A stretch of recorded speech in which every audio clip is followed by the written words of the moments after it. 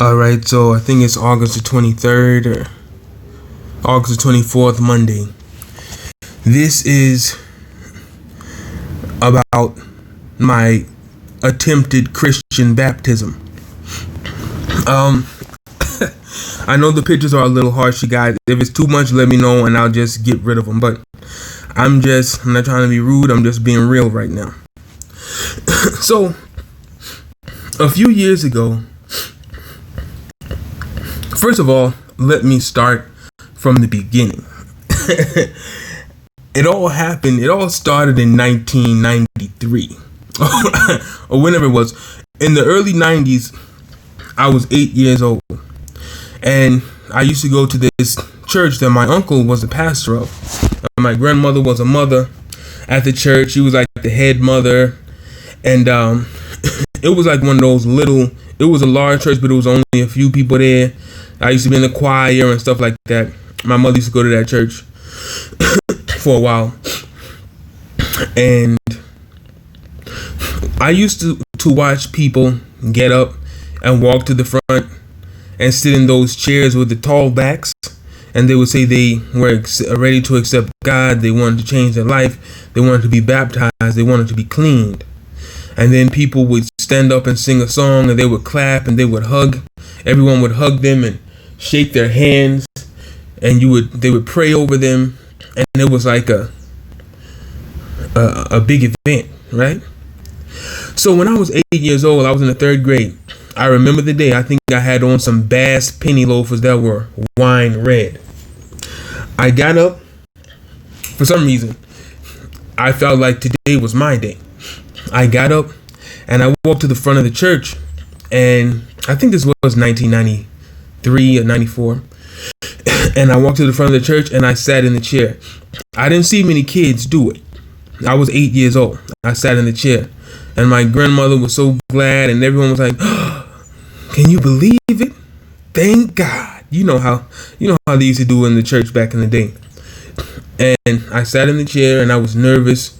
I was a little bit afraid, but my uncle came and he put his hand on my head and all that. And I don't remember I think I shook everyone's hand and they hugged me. They were glad that I was going to get baptized because I made the decision myself. Nobody convinced me.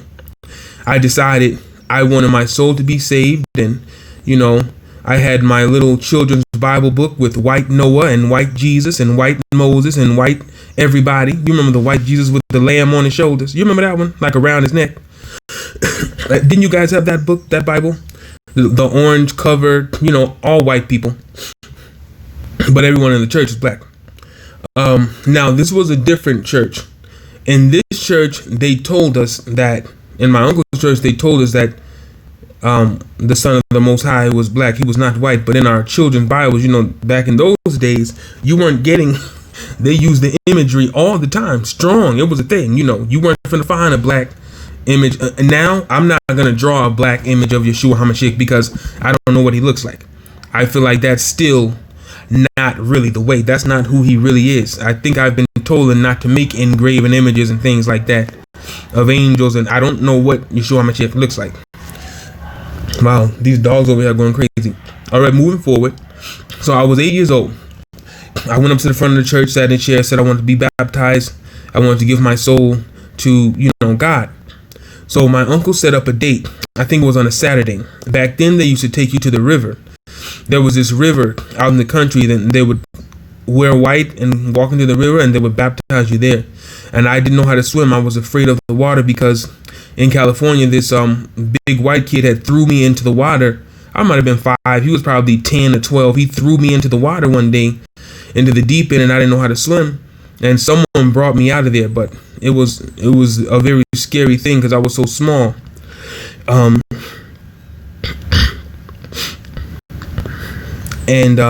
was I thinking about?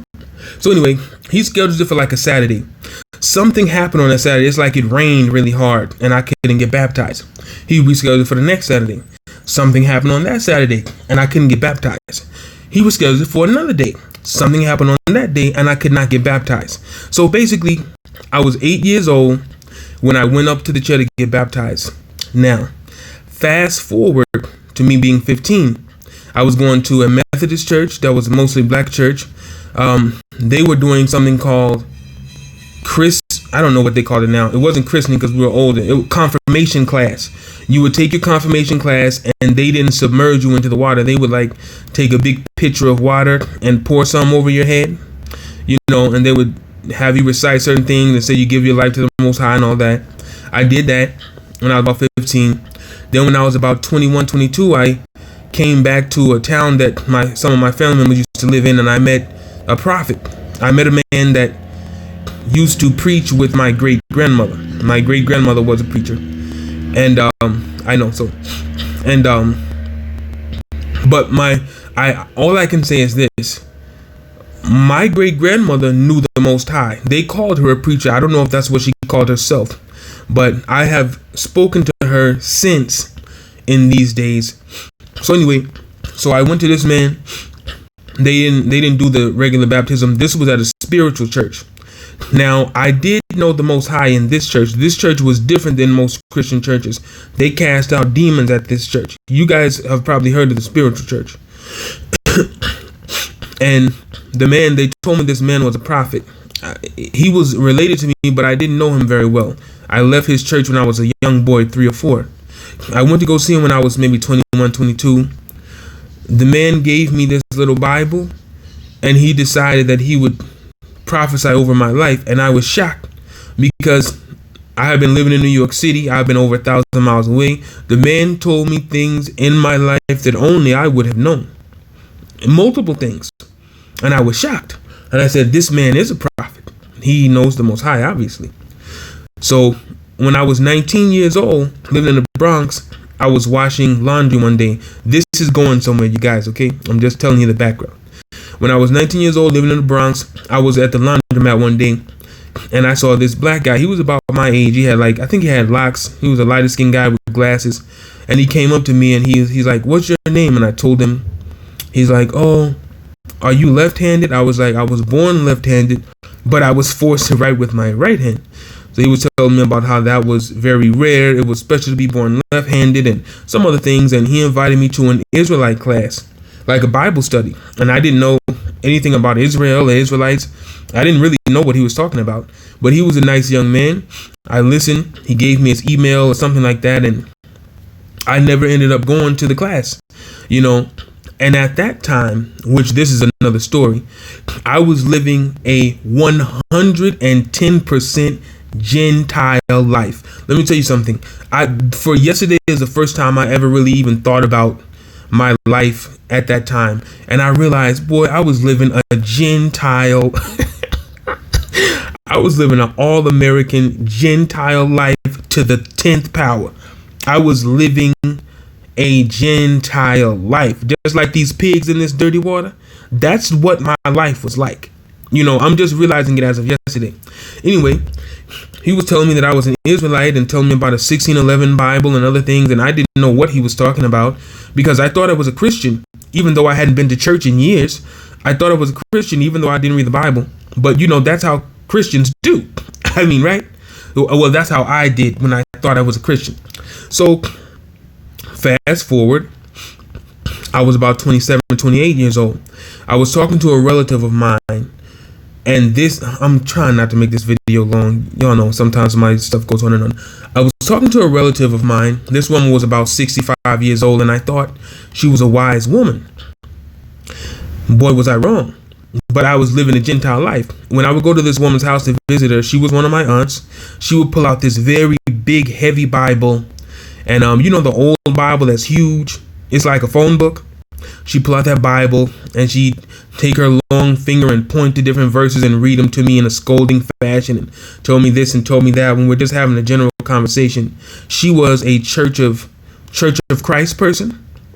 And this Church of Christ person told me that I needed to be baptized in order to get into heaven. If I remember correctly, I needed to be baptized. I had to make sure I was ready. The reason I wasn't baptized yet was because I wasn't ready to be baptized. And, that's what had to happen for me to get into heaven.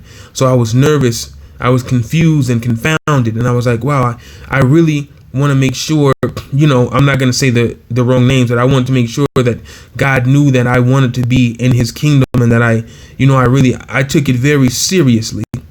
I was like, I have to get baptized right now. So I thought about it. So I moved out to California, and in California, I joined this AME church, the Most High.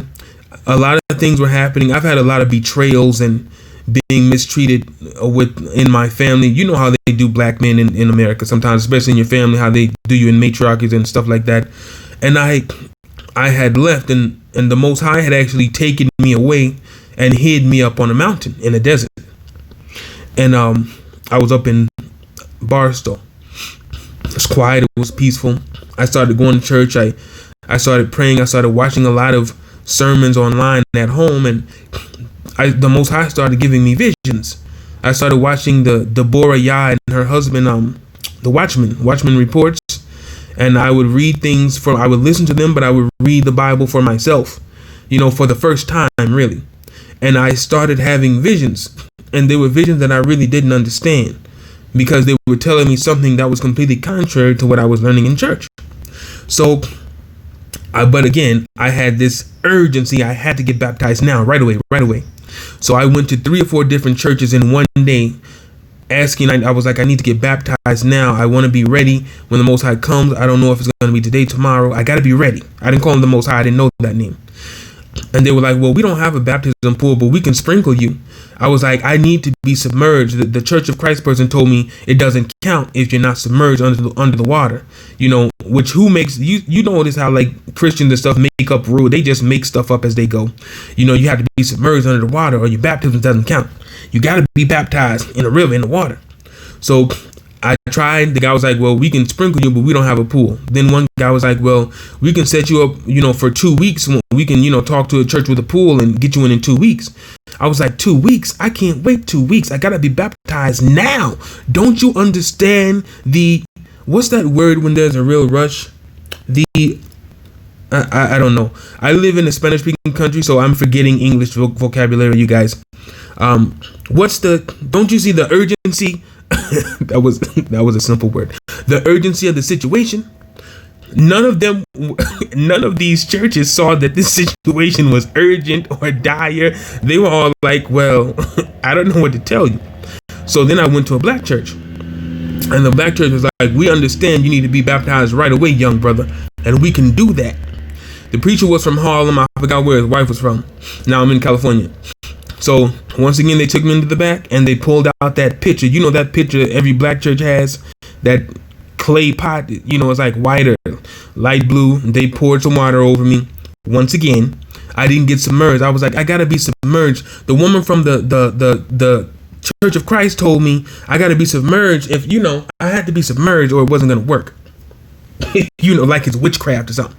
So I didn't get submerged. I ended up going back to the city I used to live in, and after that, I had some dealings with that church. That church ended up being, the Most High started giving me visions about that church where demons were in there. The pastor was basically trying to steal money, and he would be angry with you if you didn't put enough in the collection plate, and roll his eyes and huff and puff. The general Christian experience. So, but this was the first time I started noticing that. So, I went back to the town where some of my family lived, right? And I talked to one of my aunts. Now, the first aunt that was a person in the Church of Christ, I ended up having to stop dealing with her altogether. Even though she was 65, 70 years old, she was a very wicked woman. She had many different demons that I didn't even understand how a person that age can have, because I didn't know reality. I wasn't in the truth. So I had to stop dealing with her. Now, so I went back to this town and I talked to another one of my aunts who was a Christian. She went to a Baptist church, and it was a church that my grandfather used to go to. And the man that was preaching at the church now was like a son to my grandfather. He used to be at my grandfather's house eating his food at the table with us, eat my grandmother's food. He was always calling my grandfather at any time at midnight, 4 in the morning, 2 in the morning, to talk to my grandfather for, listen to this carefully, for, advice, fatherly advice. My grandfather called this man like he was his son. My grandfather treated this man like he was his son. Okay? He was always coming to my grandfather for advice and different things like that. He also used to go preach in the street with my uncle, this man. Let's call him Tom. Tom used to go preach in the street with my uncle. He was like an apprentice to my uncle, or an understudy. And I used to play with Tom's son when I was about 5. Now, I called my aunt who went to Tom's church, and she was like, oh, yeah. Now, this is where the things start happening. She was like, oh, yeah,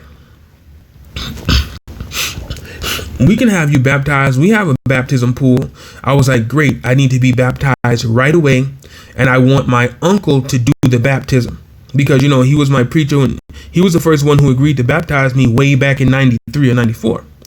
So she was like, okay, I'll call Tom, the current preacher, and I'll tell him that you want your uncle, the one he used to study under, that, you want him to baptize you.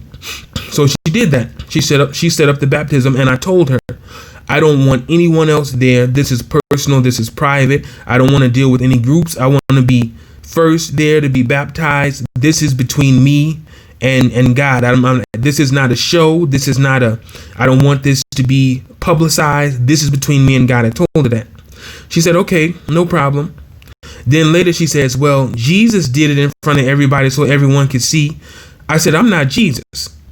I'm doing this between me and God. That's it. So anyway, they set up the time for me to show up and be baptized.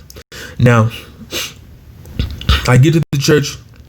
They give me this white robe to wear. They give me this white cloth to cover my head. And I did. They lead me back into the back room to change clothes, right?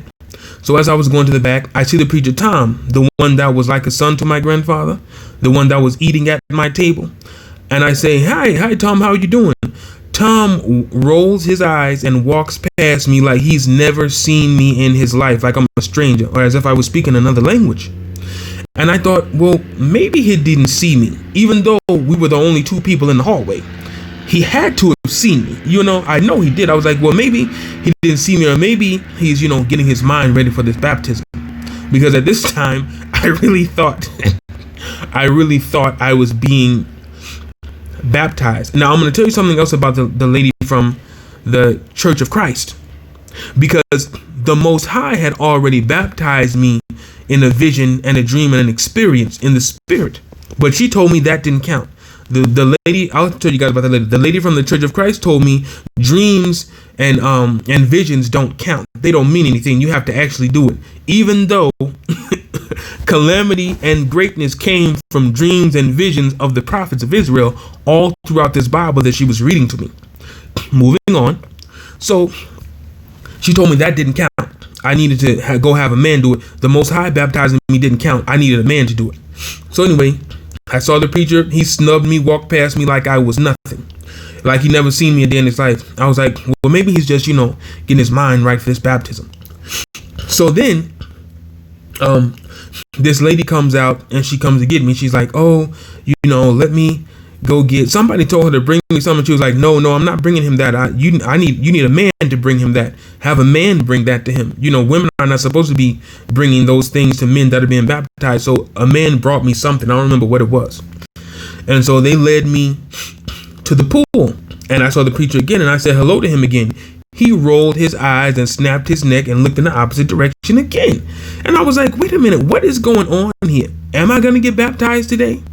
So they lead me out to this tub. This like the bathtub pool thing is like underneath the choir stand. And the water's like warm, and they stand me in front of it.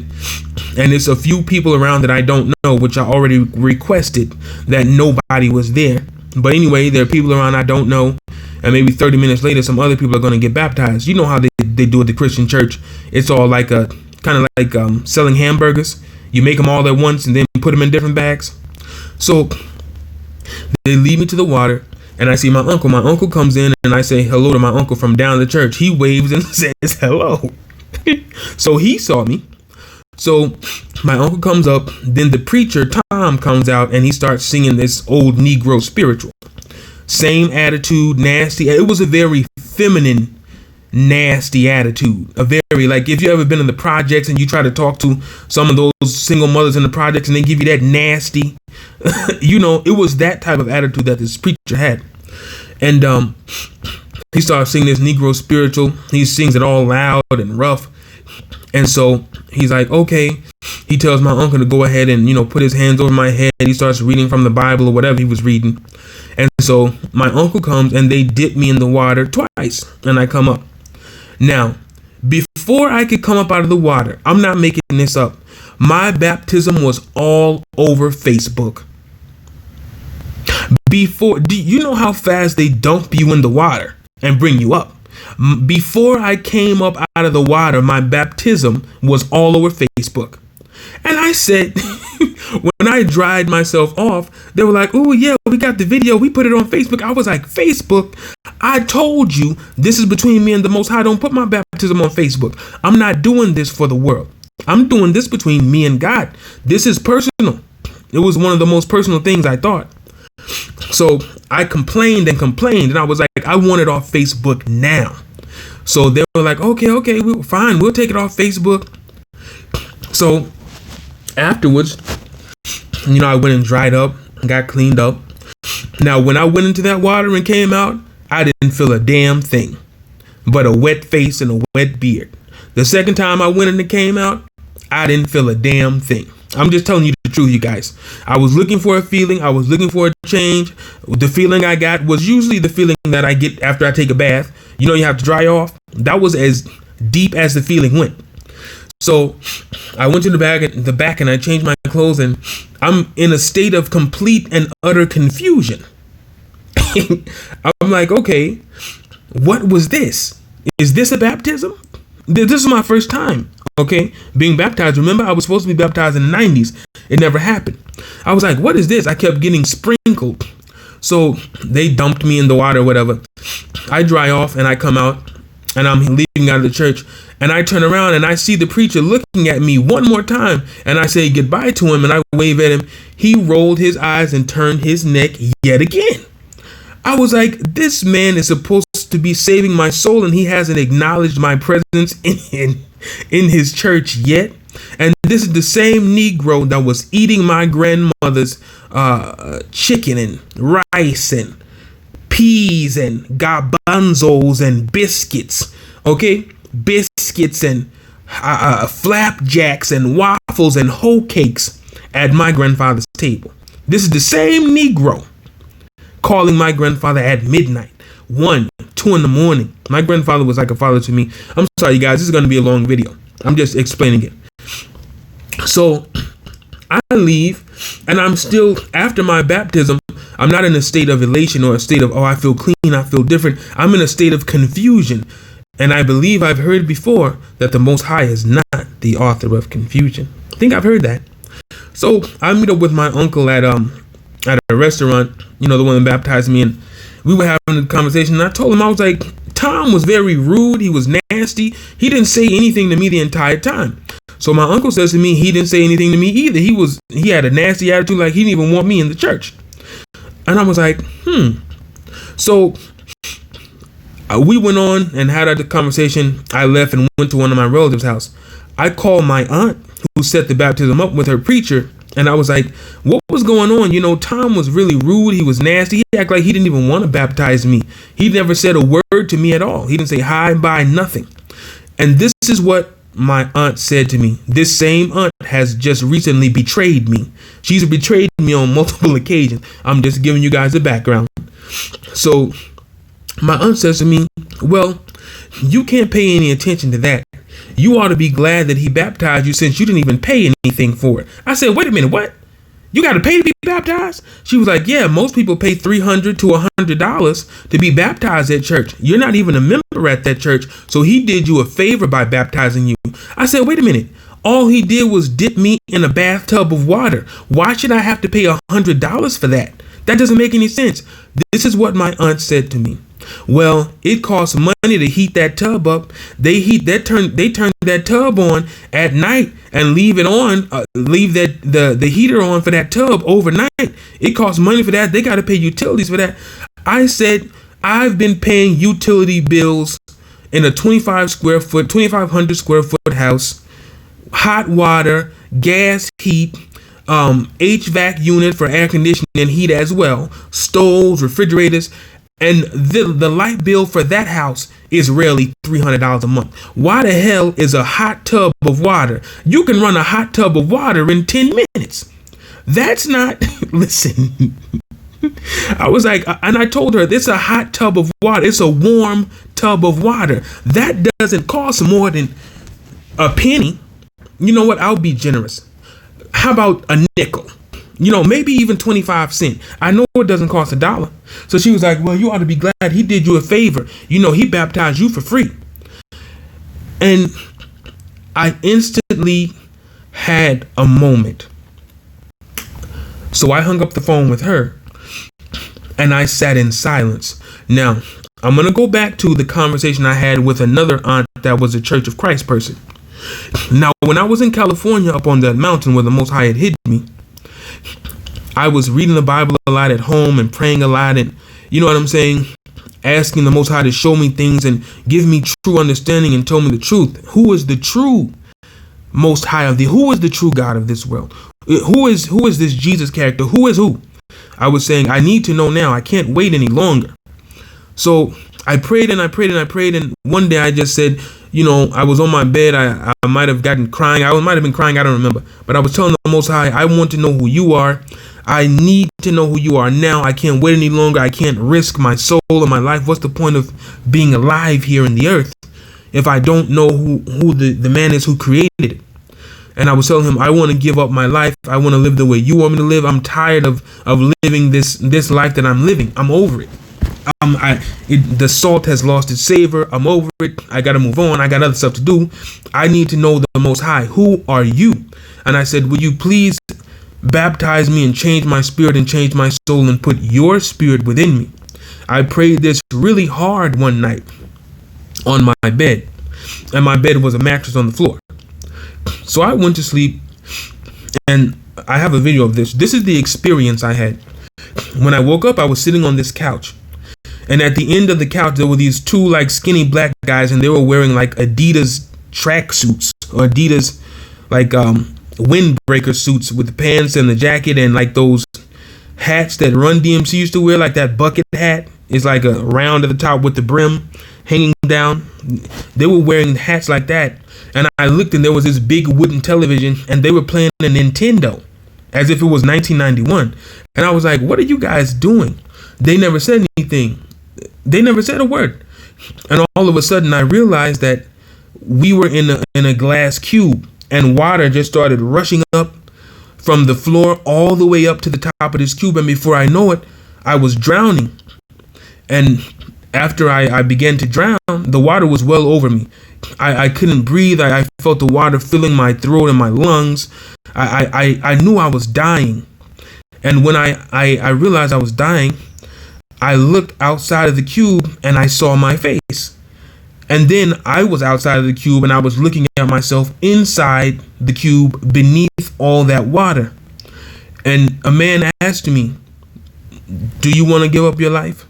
Are you willing to give up your life? You say you want to change. Is that what you want? And I said, yes, I want it now. He must die. I said, kill him. You got to kill him. He's got to die. I was talking about myself. I said these things. I said, kill him. He's got to die. He's got to die. He's got to die. So then I took my last breath under that water, and on the outside of the cube, I was finding I could still feel myself. I felt myself dying. And then after I died, I saw that the man that looked like me that died inside the cube, I was breathing again. And I was sitting on the couch again. And those two black guys were at the end of the couch playing the video game again, like the Nintendo. And everything was dry. And I was just sitting there. And it was very peaceful. It's like the black guys, they were just talking, and they had to be angels or something. They were like talking and laughing. It's because they were there, I was not afraid to die. You know what I'm saying? So I was just sitting there on the couch. I was like, okay, what just happened here? And then I woke up, and I'm not making this up. Ever since I woke up that day, I knew I had a new name. I have not been the same person before that I was before that day. Ever since I said, kill him, drown him. I don't. He must die. When I woke up a new person. I felt like my name was not what it is. If I went to sleep with the name of Donald, when I woke up, my name was Jura. It was something else. Okay, I literally woke up as a different person in a different body, and I have been a different person ever since that day. I explained this to my aunt, who was a Church of Christ. She said to me, you can't go by that. You don't want to go to hell, paying attention to a dream and, to visions. That doesn't mean anything. You have to actually go and be submerged in the water in front of God and show him as a symbol to him and everyone else that you're not ashamed of him, that you love him, that, you're willing to be baptized. She told me that didn't mean anything. And I felt like she was lying to me, but I didn't have anyone else to ask because I didn't know. And so I went and I set up that baptism, right? Now, the moral of the story, I know it's taken a long time to get here. The moral of the story is, I went to get baptized when I was 8 years old. Every time my day to get baptized happened, something came up. Every time I couldn't get baptized. I just couldn't get baptized. That was because the Most High would not allow me to be baptized in the Christian church. The Most High would not have me baptized in the Christian church. He refused. See, no one in the church would tell you that. I'm telling you today. He refused to have me baptized in that Christian church. He would not allow it. He baptized me himself first, and then he allowed me to set up that baptism so I could finally see what a waste of time it was. So in that Christian bathtub, they might have well been dunking me in this water you see in the sink. There was no God there. I'm here to tell you, there was no God there. I was just being dumped in a tub in a trashy manner because I didn't pay $300. So there you go. That was my experience being baptized in the Christian church. This right here, you see these pigs in this water? That was my experience that's me and the preacher in that dirty water. If you guys have any questions or comments, feel free to leave them. Thanks.